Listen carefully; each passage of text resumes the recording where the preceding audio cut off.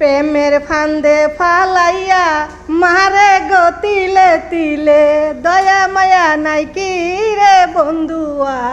আসসালামু আলাইকুম মিনু আপু, কি ফাঁকাইচ্ছাছ? আজকে ভিডিও করতেছি। আসসালামু রাহমাতুল্লাহি ওয়া বারাকাতুহু। কি রান্না হচ্ছে?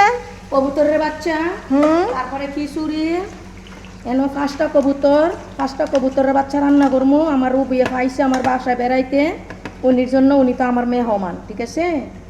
Thank you so much my sister beautiful, তোমার কথাগুলা থ্যাংক ইউ। কারো বাসাটা কারো আনা যায় না, কপালে নসিবের রিজিকে আনে। আমার বাসা আমার আপু আইছে, আমার ছোট বোন।